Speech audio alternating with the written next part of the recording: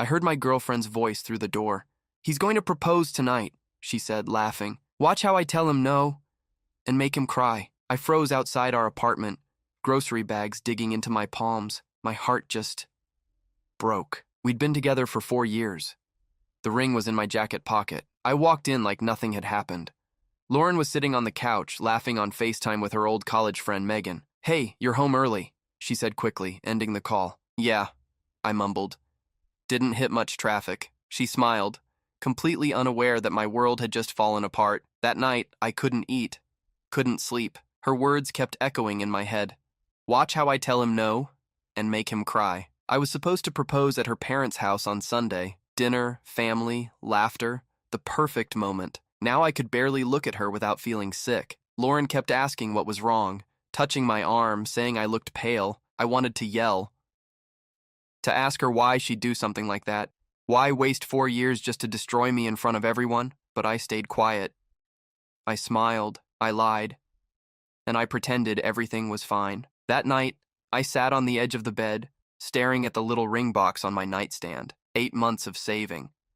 3 months of excitement. Her dad had even hugged me when I asked for his blessing. "Welcome to the family, son," he'd said. I wanted to laugh, or cry, maybe both. Sunday came faster than I wanted. I didn't feel anything anymore. No anger, no excitement, just this heavy, empty calm. Lauren talked the whole drive to her parents' house. She told me about a coworker's breakup, her mom's new recipe, some podcasts she liked. Her voice sounded normal. Too normal. Every word cut a little deeper. How could she sound so happy when she knew what she'd planned to do? I gripped the steering wheel until my knuckles turned white. Part of me wanted to pull over and turn back. Another part of me needed to see it, to prove I wasn't crazy. When we pulled into the Bennett's driveway, she reached for my hand. "You've seemed off lately," she said softly. "Everything okay?" I forced a smile. "Yeah, just tired." Dinner smelled incredible. Her mom had made pot roast, my favorite. I pushed the food around my plate, pretending to eat so no one would notice. Mr. Bennett talked about his golf score. Her little sister, Qley, showed everyone pictures of her new puppy. Lauren laughed at something Qley said. For a second, she looked like the woman I fell in love with. Then she turned to me. "Right, Ethan." I hadn't even heard the question. I just nodded. "See, Mom?" Lauren said, smiling. "Told you he'd agree." Her mom laughed. Her dad looked at me with that proud father look, like he already saw me as part of the family. The ring in my pocket felt like a brick. "Ethan, would you like more salad?" Mrs. Bennett asked kindly. "No, thank you." "It's great, but I'm good." Lie, I hadn't eaten half my plate. Under the table, Lauren squeezed my hand 3 times, our little secret code. It meant "I love you." We'd made it up on our 2nd month of dating. I pulled my hand away and reached for my glass of water instead. Lauren's smile faltered for half a second. Mr. Bennett wiped his mouth with his napkin. "So, Ethan, how's that big project at work coming along?" "It's going well," I said. "We presented it Friday. The client was happy." "Good to hear. You've always struck me as a hard-working man." That stung more than I expected. This man had called me son. He'd trusted me. Lauren's mom leaned forward. "You know, we were just talking about taking a trip for our anniversary," she said. 40 years married. "We're thinking Italy." "That sounds amazing," I said. "Maybe you two could join us," she added with a grin. "Wouldn't that be romantic?" Lauren let out a nervous laugh. "Mom, don't start." Her mom waved it off. "I'm just saying, it'd be fun. 2 couples in Italy." The room went quiet. Everyone was waiting for something. Everyone except Lauren. They all thought I was going to propose that night. Qley broke the tension. "I think Ethan and Lauren will figure things out in their own time. No rush, right?" She was only 23, but smarter than the rest of us. Mr. Bennett chuckled. "Of course, Ethan knows what he's doing."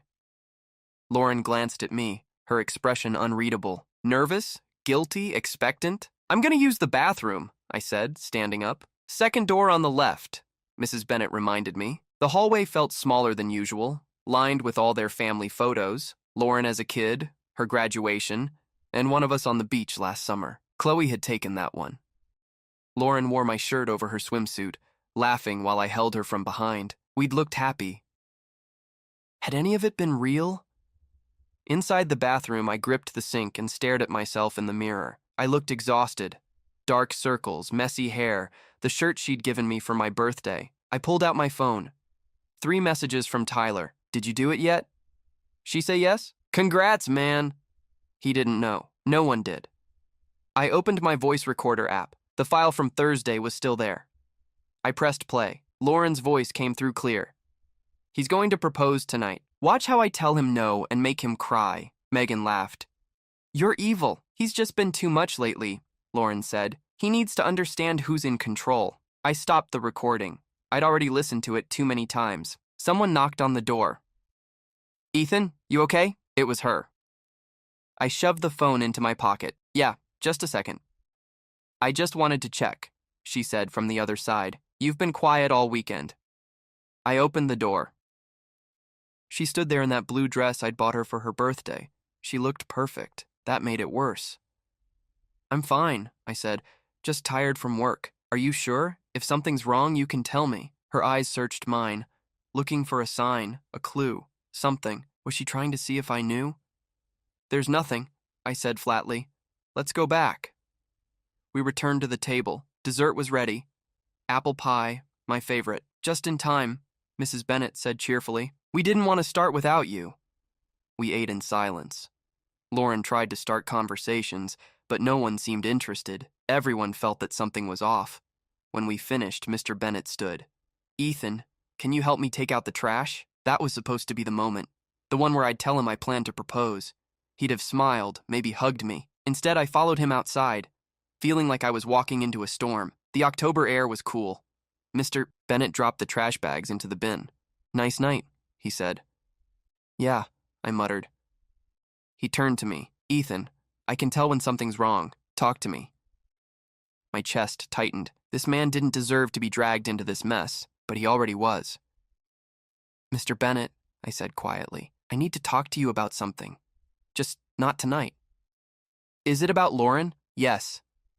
Are you two having problems? You could say that? He frowned. I don't like hearing that. She's my daughter, but you're like family. If something's wrong, I want to help. You'll know everything soon, I said. I just need some time. He nodded, concern in his eyes. Whatever it is, I know you'll handle it right. He patted my shoulder and we went back inside. Lauren was helping her mom with the dishes. Qley was on the couch scrolling through her phone. I think we should go, I told Lauren. So soon? She asked, surprised. We haven't had coffee yet. I have an early meeting tomorrow. But it's Sunday. Different time zones. It's with a client overseas, I lied. Lauren hesitated, then nodded. Okay, let's go. The drive home was silent for the first 10 minutes. Lauren stared out the window, scrolling on her phone. Then she finally said, What was that tonight? What was what? I asked, eyes on the road. Your mood. You barely spoke. You were cold. And what did you say to my dad outside? I kept my tone flat. Work stuff. She let out a short laugh. You expect me to believe that? I don't care what you believe. Her voice sharpened. What's your problem lately? I gripped the steering wheel tighter. Words burned on my tongue. I wanted to tell her everything. That I knew. That I'd heard it all. That I'd listened to her plan to humiliate me. But I didn't. Not yet. Just tired, I said. It's more than that. She turned toward me. You've been distant since Friday. Ethan, what's going on? I finally glanced at her. Is there something you want to tell me? She tensed. What do you mean? I don't know, I said. You tell me. Ethan, you're scaring me. What are you implying? The light ahead turned red. I stopped the car and looked straight at her. Do you love me? She blinked. What? Of course I do. Why would you even ask that? I just needed to hear it. The light turned green. I drove on. Out of the corner of my eye, I saw her unlock her phone and start typing, probably texting Megan, probably saying something went wrong, that I hadn't proposed. Good. When we got home, Lauren went straight to the bedroom. I stayed in the living room, staring at the small ring box on the coffee table. I opened it. The diamond caught the light, a simple 1-carat stone on white gold. Inside, our initials were engraved E+L. I closed it and set it aside. Lauren came out in her pajamas, hair pulled up. You coming to bed? In a bit, I said. I've got some work emails. Ethan? Yeah? Are you sure you're okay? I nodded. Yeah. Go to sleep. She hesitated, then disappeared into the bedroom. I waited until I heard the door close, then opened my laptop. If she thought she was the only one capable of playing games, she was wrong. I logged into our shared bank account. We'd opened it for rent and bills. 3 cash withdrawals caught my eye. $500, $300, $700, all from the past few weeks, all withdrawn by her. I opened a spreadsheet and started documenting everything: dates, amounts, locations. Then I pulled up Facebook. Her best friend Megan's profile was public. 2 weeks ago, a photo of them at an expensive restaurant. A month ago, a party I hadn't heard about. Lauren had told me she'd been home that night. I switched to Instagram, then TikTok. She had accounts I didn't even know existed. On one, she'd posted a photo of us at dinner with the caption, "Dinner sponsored by my man," except I'd paid for everything. Another read, "Living the life I deserve." Her friends commented things like, "That ring's gonna be massive. Girl, get what's yours." I took screenshots of everything. Then I opened my phone contacts and scrolled to Tyler's friend Kevin, a tech guy who owed me a favor. I texted, "Can you recover deleted messages from a phone if I have physical access to it?" He replied within minutes. "Depends on the phone." "Why?" "It's my girlfriend's. We share bills, lease is under my name. Technically gray area, but yeah, I can do it. Thanks. I'll bring it tomorrow." I set the phone down. From the bedroom came Lauren's steady breathing, peaceful, unaware. I walked to the kitchen, made coffee even though it was almost midnight. I wasn't sleeping anyway.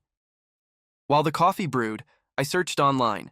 Signs of emotional manipulation in relationships. One article listed 20. Lauren checked at least half: gaslighting, guilt-tripping, financial control, emotional withholding. How had I missed it? Because I'd loved her. Because I'd believed we were a team. My phone buzzed. A message from Tyler. "So, how'd it go? Did she say yes?" I typed, "Nothing happened. I'll explain tomorrow." He replied instantly, "Everything okay? Just tired." I closed the laptop, took a sip of coffee, and stared out the window. The city lights blurred through the glass. Somewhere out there was someone who would never play with my heart for fun. Lauren wasn't that person. And the sooner I accepted that, the sooner I could start healing. I picked up the ring box again. The diamond shimmered under the lamp. Then I put it in the drawer of my desk. Not to return it, not yet. I'd wait for the right moment. Because if I'd learned anything that night, it was that timing was everything, and mine was coming. Monday morning, I left before Lauren even woke up. I scribbled a quick note and stuck it to the coffee maker. Early meeting. See you tonight. At my desk, I tried to focus on work, but my thoughts kept circling back to her. By 9 a.m., Tyler showed up with 2 coffees. He dropped one on my desk. "All right, man, spill it. Why didn't you propose?" I forced a shrug. "Changed my mind." "What? You've been planning that for months." "Things change." He narrowed his eyes. "Ethan, what happened?" I hesitated. Tyler was my best friend since college. I trusted him, but not enough to tell him everything. Not yet. "Just need to figure out some stuff first," I said. He leaned back. "That sounds bad." "Maybe it is." Tyler studied me for a second, then nodded. "All right, I'll back off. But if you need me, you know where to find me. Thanks." At 10 a.m., my phone buzzed. It was Kevin. "Bring the phone at lunch. I've got the software ready." The problem was getting Lauren's phone. She kept it glued to her hand like it was part of her body, so I texted her. "Want to grab lunch today? My treat." She replied 5 minutes later. "Can't. Lunch with the girls from work. Tomorrow, maybe?" If she was with her friends, she'd have her phone right next to her. Impossible. I thought for a minute, then called her. "Hey," she answered, her voice cheerful. "Hey. Just checking if you left your charger in my car. I found one this morning." "Nope, mine's here. Maybe it's yours." "Right, yeah, must be." "You okay?" "Yeah. Busy day. See you tonight." "Love you," she said. I hung up without saying it back. That afternoon, I sat in the office of Richard Torres, a family lawyer Tyler had recommended. He was in his 50s, calm, professional, the kind of man who didn't waste words. "So," he said, leaning forward, "tell me what's going on." I told him everything. 4-year relationship, shared apartment under my name, joint bank account, the conversation I'd overheard. "Are you married?" he asked. "No." "Any kids?" "No." He nodded. "That simplifies things. Legally, you can end it whenever you want. The joint account is the tricky part." "How so?" "She has equal rights to whatever's in there, unless you can prove the money came from you. I've got pay stubs and deposit records. That'll help." Start documenting everything, especially any withdrawals you didn't authorize. I already did. Good. My advice? Open a new account in your name only. Move your funds gradually, not all at once. She'll notice if you drain it overnight. What about the apartment? Lease is under your name, correct? Yeah. Then she's considered an informal tenant. You can serve her a 30-day notice to vacate. It's the cleanest option. Do I need a formal notice? Yes, keeps you legally protected. I took notes as he talked. The consultation cost me $200, but it was worth every penny. That night, Lauren came home late, around 9. How was lunch with the girls? I asked. She smiled. Good. They said hi. Where'd you go? The usual cafe near the office. Lie. Her location on our shared GPS showed she'd been at a fancy restaurant 20 minutes away. What did you eat? Salad, trying to be healthy. Good idea. She sat down next to me on the couch. Ethan, we need to talk. My stomach tightened. About what? About you. You've been distant, cold. Is this about work? Work's fine. Then what is it? I looked at her, really looked at her. She was still beautiful, but I couldn't unhear her laughter on that recording. Are you happy? I asked. Her eyebrows pulled together. What kind of question is that? Just answer. Of course I'm happy. Why wouldn't I be? I don't know. You tell me. Ethan, you're being weird. Where's this coming from? I stood up. Forget it. She sighed. If something's wrong, talk to me. Don't just shut down. There's nothing to say. Fine, she said, standing. Then I'm going to bed. She stormed off. 5 minutes later, my phone buzzed. Unknown number. Ethan, it's Qley. Can we talk? Lauren's sister. I texted back. Sure. What's up? Not by text. Can you call me? I stepped out onto the balcony and dialed. Qley? Hey, she said quietly. I hope it's okay that I called. I just need to ask. What happened Sunday? What do you mean? Lauren came home upset. She said you ruined dinner. I didn't ruin anything. I believe you, Qley said quickly. That's why I'm calling. Something feels off. She's been acting strange lately. Going out more. Spending money she doesn't have. My chest tightened. What kind of strange? She was nervous before dinner, like she was waiting for something. And after you left, she got angry. Called someone and whispered for a while. I couldn't hear much, but she said your name several times. You know who she called? No, but it wasn't anyone from the family. I exhaled slowly. Thank you for telling me, Ethan. Is everything okay? Not really, but it will be. You're not going to tell me what's going on, are you? Not yet. But soon. Okay, she said softly. Just be careful. Always. I hung up and stepped back inside. Lauren was sitting in bed typing on her phone. When she saw me, she quickly set it down. Who were you talking to? She asked. Tyler, I lied. Work stuff. Right. I went to take a shower. The hot water didn't help. My mind kept spinning, replaying every red flag I'd ignored. When I came out, Lauren was either asleep or pretending to be. I lay down on my side of the bed, the same bed we'd shared for 3 years, and stared at the ceiling until my phone buzzed again. Tyler. You sure you're okay? You can tell me anything. Tomorrow, I replied. I promise. Okay, man, I'm here. I turned off the light but didn't sleep. The next morning, I was at the office before anyone else. I typed Lauren's name into Google. Nothing unusual. LinkedIn, Facebook, Instagram. Then I searched Megan. Her Instagram was public. Photos of trips, brunches, selfies, and there, Lauren smiling beside her in a bar 3 days ago. Caption, Girls' Night. We needed this. That same night, Lauren had told me she had a migraine and went to bed early. Another lie. I kept scrolling. A photo from 2 months ago. Lauren at a dinner surrounded by men I didn't recognize. The caption, networking. Networking? Lauren worked in HR for a small firm. She didn't need networking with guys in suits. Then I saw a tag. Brandon Chen, CEO of a tech startup. I clicked his profile. Photos of conferences, offices, luxury vacations, and one photo with Lauren from a month ago. She never mentioned that event. The truth was forming, ugly and undeniable. Lauren wasn't just planning to embarrass me. She was planning her exit, and she already had a replacement lined up. The ache in my chest turned cold. Fine, I thought. Two can play that game. At 10 a.m., Kevin called. Got time to swing by?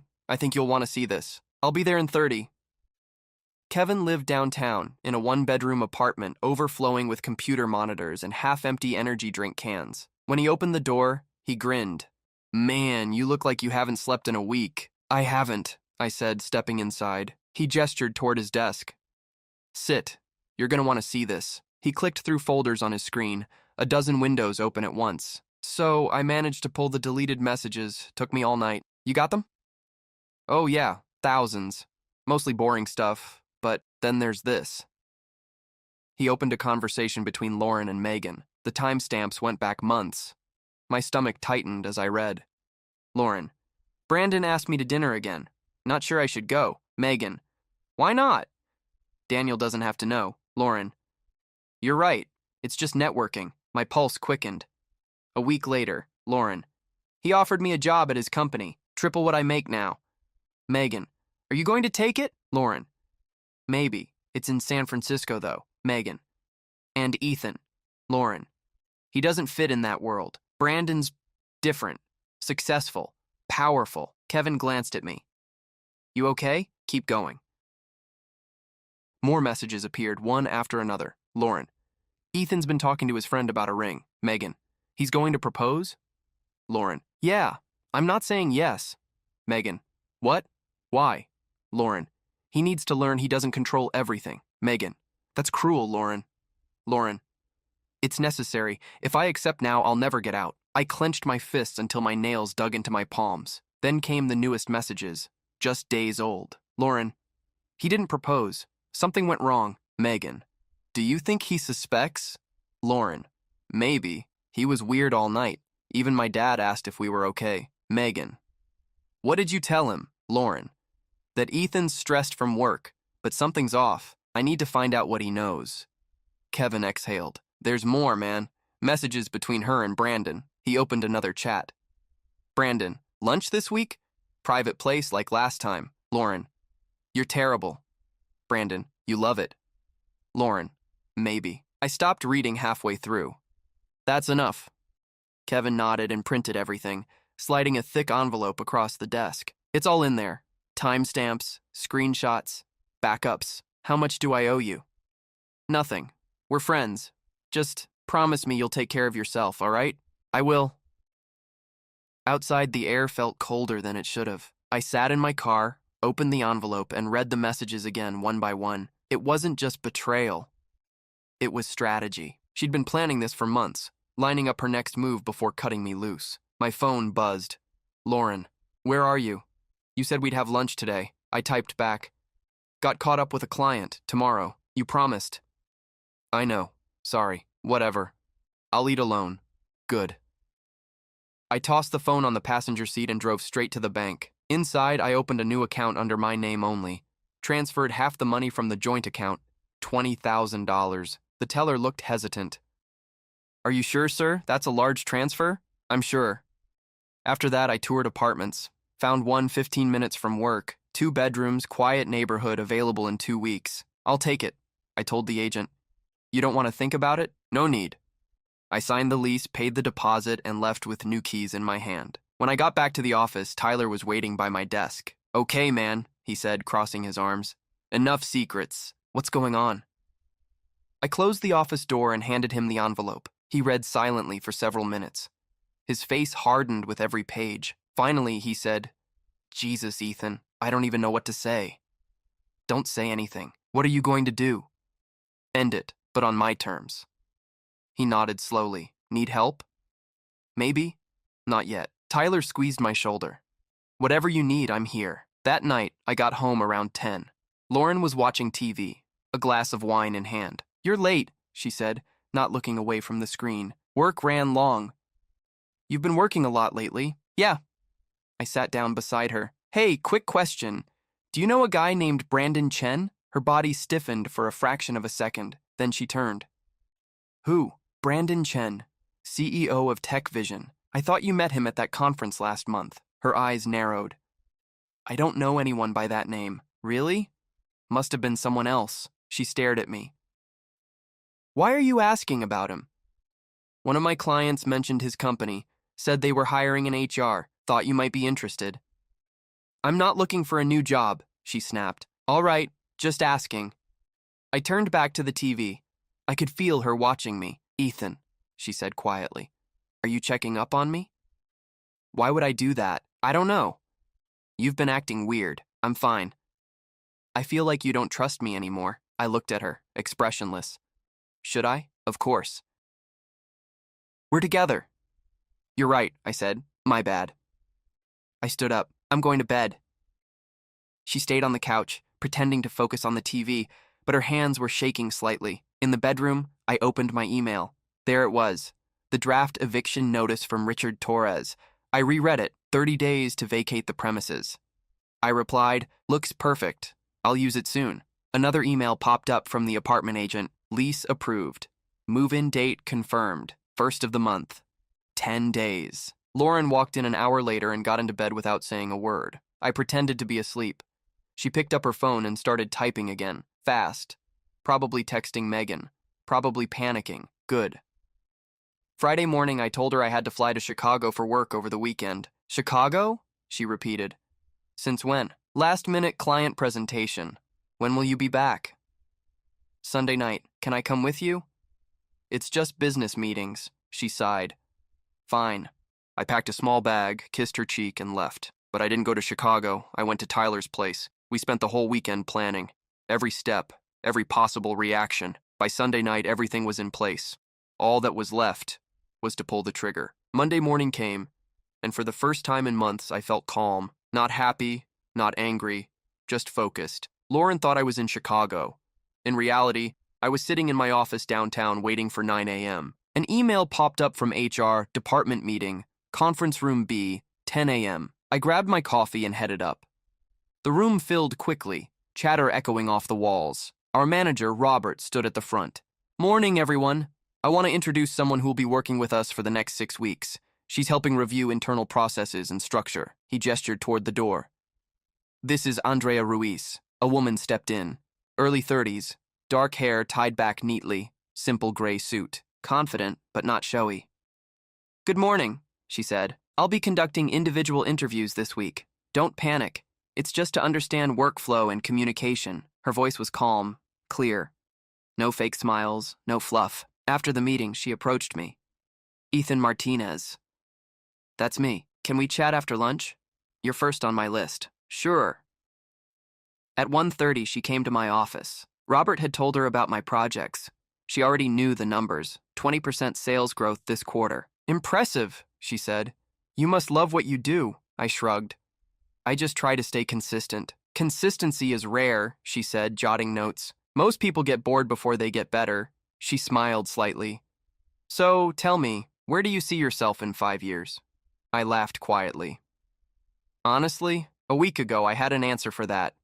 Now I don't. She looked up. Rough weekend? You could say that. She didn't push, just nodded. Sometimes life does that. Forces you to rewrite your plan. Her tone was steady, understanding, but not nosy. I hesitated, then said, My girlfriend, or ex, maybe. She's been lying to me. I overheard something I wasn't supposed to. Andrea didn't flinch. I'm sorry. She planned to embarrass me, in front of her family. She was seeing someone else the whole time. That's cruel. It was calculated, like I was just an option. Andrea leaned back in her chair. And what are you going to do about it? End it, I said. Cleanly. No drama, no yelling, just done. She nodded slowly. That's harder than it sounds. I know. You're calm, she said. Most people would want revenge. Revenge doesn't fix anything. It just keeps you in the same place. A faint smile crossed her lips. You're not like most people, Ethan. Not sure that's a compliment. It is. We talked for another hour, about work, plans, people, and choices. When we finished, she handed me her card. If you ever want to talk off the record, call me. Sometimes a stranger listens better than a friend. Thanks, I said, meaning it. And Ethan, she added before leaving. Whoever did that to you doesn't deserve another second of your time. I nodded. I'm starting to realize that. Later that afternoon, Tyler stopped by my desk with 2 coffees. You meet the new consultant? He asked. Yeah, Andrea. She's sharp. Met her earlier. No nonsense. I like her. Same. My phone buzzed. Lauren. How's Chicago? I miss you. Me. Meetings all day. Exhausting. Call you later. Lauren, love you. I stared at the message for a moment before turning off my phone. Tyler caught the look. Still pretending everything's normal, huh? Until the weekend, I said quietly. That's when you end it? Yeah, he nodded. Need backup? I'll handle it. The rest of the week, Andrea stopped by my desk a few times for follow-ups. Each time felt less like work and more like talking to someone who actually saw me. She didn't pity me. She just understood. By Wednesday, she asked if I wanted to grab lunch. We went to a quiet cafe near the office. Over sandwiches, she asked, "Do you have family nearby?" Just my mom in Arizona. We talk, but not much. She nodded. I get it. I moved here 6 months ago. Fresh start. Divorce? I guessed. She smiled wryly. Good guess. Sorry. Don't be. It was the right choice. He was controlling. Manipulative. How long were you married? 5 years. The last 2 were hell. How did you know it was time to leave? She stirred her coffee. When the silence felt better than his company, I knew exactly what she meant. That's the look, she said softly. You felt it too. Yeah, I admitted, that same emptiness. You'll be fine, Ethan, I promise. It hurts now, but it's clarity, and clarity is power. I smiled faintly. You should make that your consulting motto. She laughed. A real laugh, not the fake, polite kind. Maybe I will. Thursday afternoon, Lauren showed up at my office unannounced. Surprise, she said, forcing a smile. I froze. What are you doing here? I missed you. Thought we could grab lunch. I have a meeting in 10 minutes. She frowned. You've been avoiding me all week. What's going on? Nothing. Don't lie to me, I can feel it. Lauren, drop it. She stepped closer, lowering her voice. Do you still love me? The question hit like a punch. A week ago, I would have said yes without thinking. Now the word wouldn't come. I have to go, I said, walking past her. She stood there, eyes glassy. Ethan, please. But I didn't turn back. Friday night, Andrea invited me for coffee after work. Last day of my formal sessions, she said. Wanted to say goodbye properly. We met at a quiet cafe, far from the office crowd. Finished your report? I asked.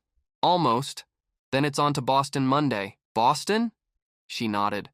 New project. 6 weeks. A small ache hit my chest. I hadn't realized how much I'd gotten used to talking to her. That's great, I said. Hey, she said softly. Keep in touch, okay? Here. She handed me her personal number. Thanks, I said. She smiled. Ethan, you're going to be fine. You're not broken. Just rebuilding. I hope so. I know so. As we stood to leave, she added, and please, don't go back to her. I won't. Good.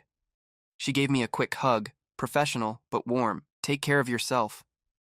You too, Andrea. That night, Lauren tried to make dinner. Chicken and potatoes, my favorite. I thought we could eat together, she said. Sure. We ate mostly in silence. Afterward, she looked at me across the table. Ethan, we can't keep doing this. You're cold, distant. I don't even recognize you anymore. Maybe I'm just tired. It's not just tired. It's like you don't love me anymore. I met her eyes. And does that bother you? Of course it does. You're my boyfriend. I almost laughed. Boyfriend or backup plan? Her face went pale. What did you just say? Nothing. Forget it. No. Say it again. I leaned back. Forget it, Lauren. She stared at me, speechless. That night, I slept on the couch.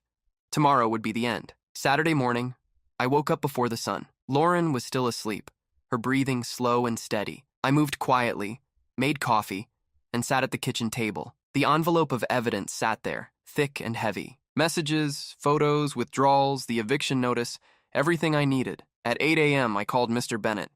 Ethan, he answered, surprised. Good morning, son. Everything all right? I need to talk to you, I said.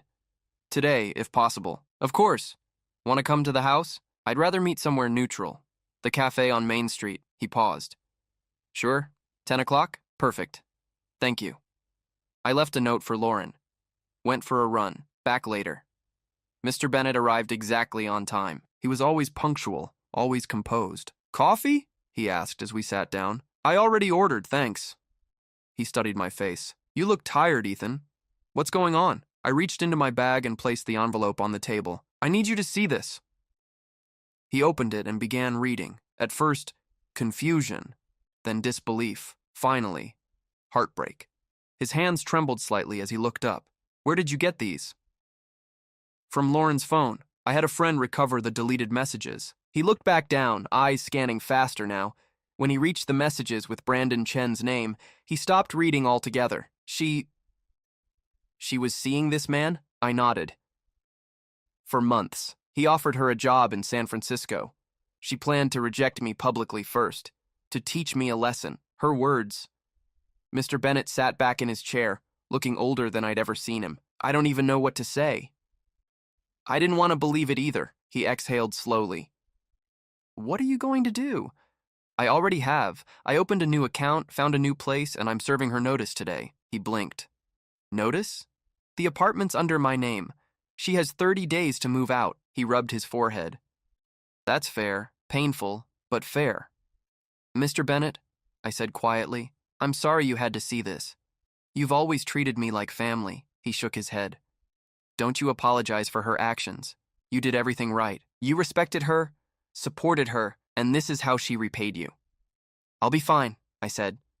Eventually, he folded the papers carefully and slid them back into the envelope. Can I keep a copy? Of course. My wife needs to know the truth. I understand. He stood up slowly, placing a hand on my shoulder. Ethan, you're a good man. What my daughter did is unforgivable. You deserve better.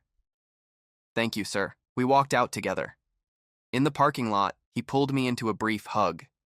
You'll find someone who treats you right. I know it. I hope so. When I got home around 11, Lauren was sitting at the kitchen table with her coffee, scrolling through her phone. Thought you went running, she said. I did, then I had a meeting. On a Saturday? Yeah. With who? Your dad. She froze, cup halfway to her lips. My dad? Why? I set the envelope on the table, because I needed to show him something. Her eyes flicked to the envelope. What's that? The truth. She reached for it, but I opened it first and spread the pages across the table. Messages, photos, bank records. Her face drained of color. Ethan, what is this? You tell me. Where did you get this? Did you go through my phone? I did. This is a violation of privacy, she snapped. This is a collection of lies, I said calmly. Yours. She stood up suddenly, hands shaking. You don't understand. Those messages, Megan and I were joking. Joking, I laughed bitterly. About humiliating me? About another man offering you a job? About using me until something better came along? It's not what it looks like. Then explain it to me, Lauren. What is it? She sat back down, breathing uneven. I was confused. I didn't know what I wanted. You knew exactly what you wanted. Control. Tears welled up in her eyes. Ethan, please. I love you. I made a mistake. No, I said quietly. A mistake is forgetting an anniversary. This was a plan. She reached for my arm. I stepped back. Don't touch me. Please, baby, don't do this. We can fix it. There's nothing to fix. Her voice broke. I love you. I swear I do. You don't even know what that means, I said. You don't love. You manipulate. My phone buzzed. Tyler, you okay? Did you tell her? I texted back. Yeah, it's done. Need me to come over? No. I'm fine. Lauren's voice cracked. Was that Tyler? Does he know too? Your dad knows. Your sister will soon. And your mom. Your dad has the proof. Her knees buckled, and she dropped into the chair, sobbing. You told my dad, she whispered. He deserved to know what kind of person his daughter really is. You can't, Ethan. Please, don't ruin me like this. I didn't ruin you. You did that yourself. Tears streamed down her face. Just give me another chance. Please. I'll change. You had 4 years of chances. She stood, desperate now. Where am I supposed to go? That's not my problem. I pulled the final paper from the envelope, the eviction notice, and handed it to her. She stared at it, lips trembling. You can't be serious. I am. Her tears fell onto the page, smudging the ink. You can't do this. I can. The lease is in my name. You have 30 days. Ethan, please. I walked to the door, grabbed my jacket. When I come back tonight, I want you calm. Start packing. Where are you going? Out. That's it? You're just leaving? That's it. I closed the door behind me. My hands were shaking, not from fear, but from relief. When I pulled up at Tyler's place, he opened the door before I even knocked. "Well?" he asked. "It's done," I said. "She cried, begged, denied everything. Did you feel bad?" "No," I said quietly. "I felt free." He smiled sadly. "Good. You deserve that." We ordered pizza and spent the rest of the evening watching a game in silence. For the first time in months, I didn't feel like I was drowning. My phone buzzed again. A message from Qley. "Dad told me everything." "I'm so sorry, Ethan. She doesn't deserve your forgiveness." "Thank you, Qley. I'll be okay. If you need anything, I'm here. I know." "Thank you." Another message came in right after. "Andrea, how's your weekend going? Interesting. Ended things with my girlfriend today. I had a feeling. You okay?" "Yeah." "It was time." "Good.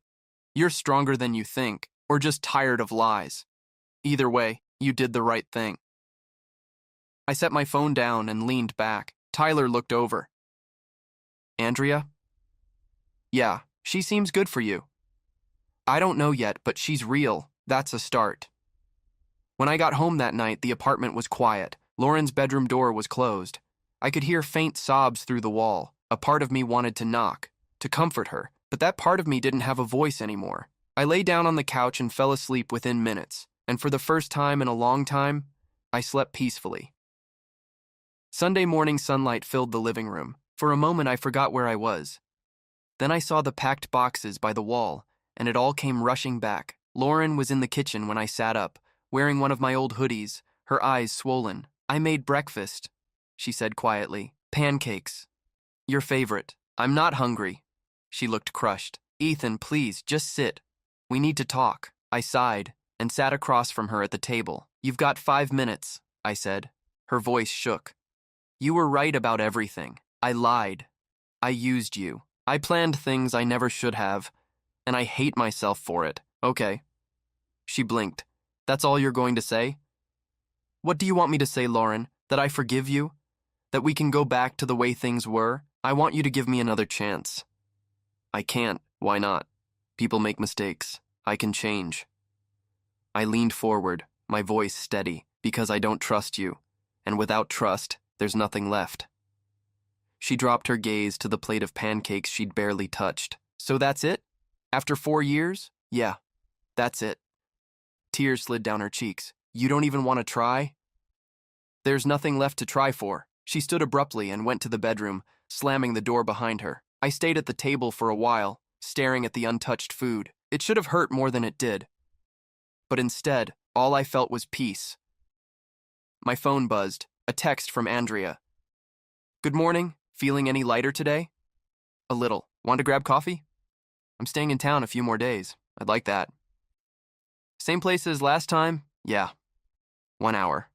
I showered, got dressed, and grabbed my keys. Lauren came out of the bedroom as I was putting on my jacket. "Where are you going?" "Coffee. With who?" "A friend." "You don't have friends here." I looked her straight in the eye. "Now I do." I walked out before she could say another word. Andrea was already at the cafe, sitting by the window with a book in her hand. She looked up and smiled when she saw me. "Hey," she said. "You look better." "I feel better. Good." She nodded. "It's strange, isn't it? How peace feels like a void at first." "Yeah," I said.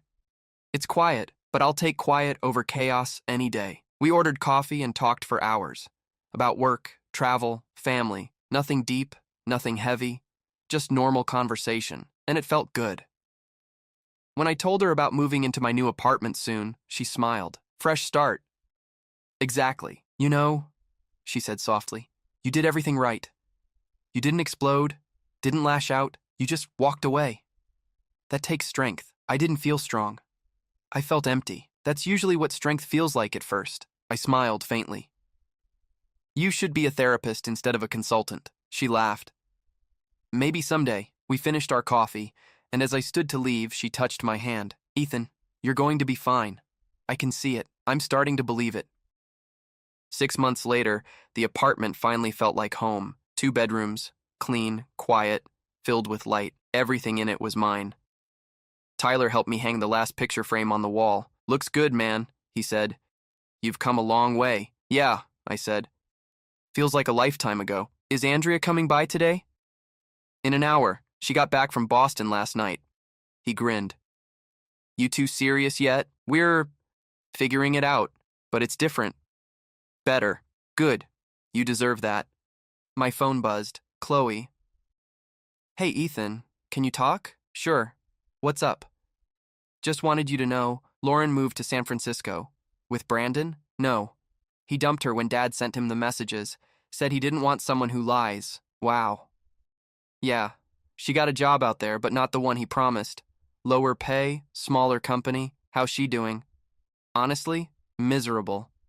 But that's her mess now, not yours. Agreed. Mom and Dad still talk about you, by the way. They'd love to see you sometime. Maybe someday, when I'm ready. Take your time. You earned your peace. I smiled, set my phone down, and told Tyler. She moved. He dumped her. He whistled. Karma doesn't miss. No, I said. It really doesn't.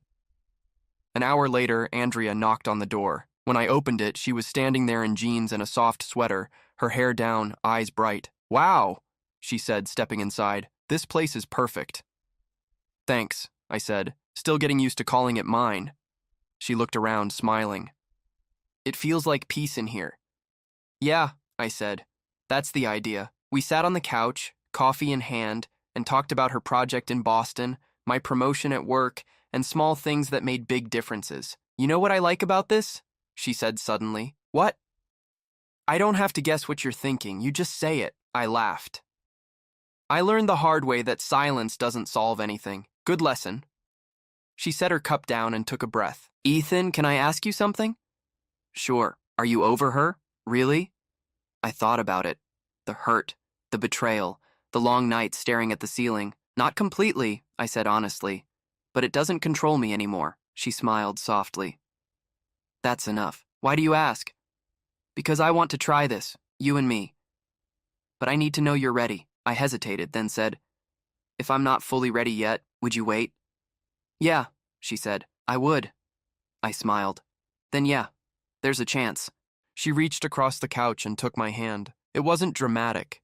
It wasn't fireworks. It was real. We spent the afternoon watching movies. She fell asleep on my shoulder halfway through, and for once, I didn't feel the need to move or fill the silence. When she woke up, it was dark. Sorry, she said. Didn't mean to fall asleep. You're fine. She stood, stretched. Dinner tomorrow? Yeah, I'd like that. At the door, she hugged me and whispered, thanks for giving me a chance. Thanks for being patient. When the door closed, I sat there for a long moment. The quiet felt good. Safe. Then my phone buzzed. An unknown number. It was Lauren. Ethan, I know you don't want to hear from me, but I need to say this. I'm sorry. For everything. I lost the best thing I ever had. Brandon dumped me when he found out the truth. My parents barely speak to me. Qley won't answer my calls. I ruined everything. But I'm glad you're happy. You deserve that. I mean it. I'm sorry. I read it twice. I felt something, but it wasn't anger or satisfaction. It was peace. I didn't reply. I just blocked the number, set the phone down, and exhaled. The next night, Andrea and I had dinner at a small Italian place near my apartment. Between laughter and stories, she said, you know what I learned after my divorce? What? That real love doesn't control, doesn't manipulate, doesn't play games. I nodded. Yeah.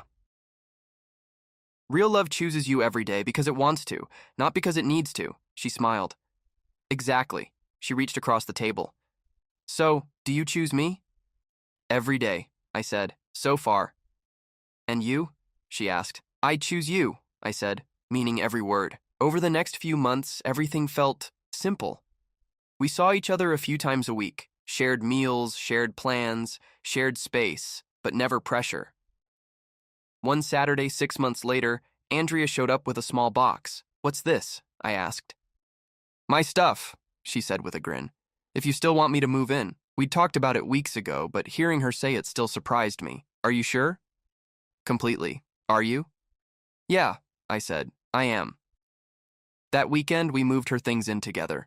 No drama, no fights, no tension, just quiet teamwork. While organizing the closet, she opened my desk drawer and found something. What's this? The ring, the one I'd bought for Lauren. I froze. It's old. Didn't know what to do with it. It's beautiful, she said softly. It doesn't mean anything anymore. She smiled gently. Then sell it. Use the money for something that does mean something. She was right. The next day, I sold it. Used the money to book a trip to Costa Rica. For both of us. When I showed her the tickets, she gasped. Ethan. You didn't. I did. You said you wanted to see the ocean. Let's make new memories. She hugged me. I love you. It was the first time she'd said it, and for the first time in a long time, I said it back, without hesitation. I love you too. A year later, I married her. A small ceremony. Close friends, family, Tyler as my best man. Even Qley came, along with Mr. and Mrs. Bennett. Mr. Bennett hugged me. You made the right choice, son. He nodded toward Andrea. This is what real love looks like. I know, I said. I finally do. Lauren wasn't there. According to Qley, she was still in San Francisco, still alone, still chasing something she couldn't find, and I didn't feel triumph, just gratitude. On our honeymoon in Costa Rica, Andrea and I walked along the beach one evening. The sky glowed orange, waves soft and rhythmic. Are you happy? She asked. Completely. Do you ever think about her? Sometimes, I admitted, but only as a lesson, not a regret. What lesson? That real love doesn't hurt. It doesn't humiliate. It doesn't need control. Andrea smiled and stopped walking. And this? This, I said, pulling her close. This is real. We kissed as the sun dipped into the horizon. Not cinematic, not dramatic, just real. And that was enough. Months later, over dinner one quiet night, Andrea said, You know what I'm grateful for? What? That what she did made you ready for me. I smiled.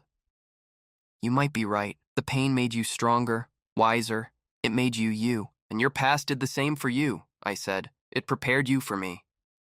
She leaned over, kissed me softly. That night, lying beside her, I thought about everything that had happened since that moment outside my old apartment. The voice, the betrayal, the breaking, the rebuilding. I hadn't needed revenge. I hadn't needed to destroy her. I just needed to walk away. And in doing so, I'd found something better. Not just Andrea, myself, my peace, my worth, my life. Lauren lost everything trying to find something better. I let everything go and found everything that truly mattered. That was the real victory. And as Andrea slept beside me, I knew I hadn't won against her. I'd finally won for me.